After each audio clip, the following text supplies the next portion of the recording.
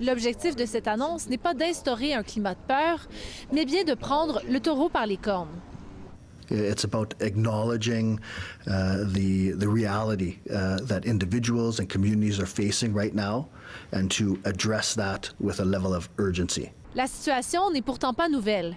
Déjà en 2024, la proportion de nouveaux cas de VIH au Manitoba était plus de 3 fois supérieure à la moyenne nationale. Mais ce qui a fait changer la donne est que le nombre de cas augmente année après année dans la province.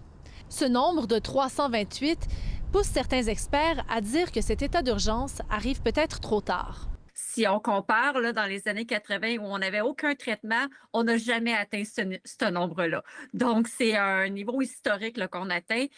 Selon la province, la majorité des cas se trouvent dans la région de Winnipeg, mais les taux de prévalence sont les plus élevés dans la région sanitaire du Nord. Les peuples autochtones sont aussi touchés de façon disproportionnée par cette infection. La raison pour cela est bien simple, selon ce militant pour les personnes autochtones qui vivent avec le VIH. Racism, initially, transphobia, homophobia, the stigma around HIV, and anti-Indigenous racism. That's how we got here. Selon lui, les gouvernements doivent des excuses aux Autochtones. Ils les ont laissés tomber et les ont mal informés, notamment au sujet de l'existence de méthodes de prévention hautement efficaces, comme la prophylaxie pré-exposition, la PrEP.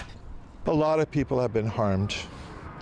You know, those First Nations who should have known that they were eligible for PrEP, they should have known that 10 years ago.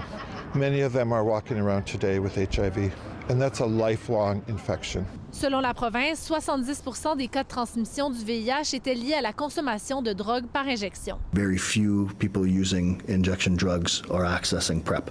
So that's a huge component of this. Reste à voir si ces mesures d'urgence suffiront à inverser une courbe qui ne cesse de grimper au Manitoba depuis plusieurs années. Ici Catherine Moreau, Radio-Canada, Winnipeg. Vous avez suivi la vidéo. Tout est bien dit, tout est clair. Ce qui me concerne maintenant, c'est la partie sensibilisation. Il faut penser à vous protéger et protéger votre partenaire. Les préservatifs ou les condoms, ça se vend partout ici au Canada, que ce soit en pharmacie, que ce soit à l'épicerie, vous allez en trouver et de toutes les tailles, ok? Donc, en matière de santé, là, il n'y a pas de négociation possible, il n'y a pas d'histoire, ah, on se connaît depuis longtemps, je suis propre, tu peux me faire confiance et tout. Non, ta santé et la santé de ta partenaire n'a pas de prix.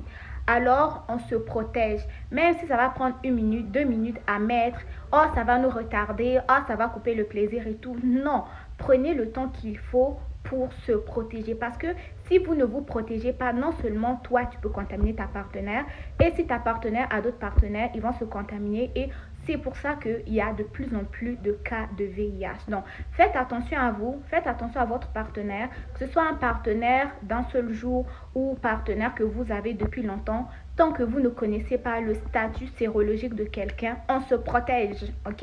Et voilà.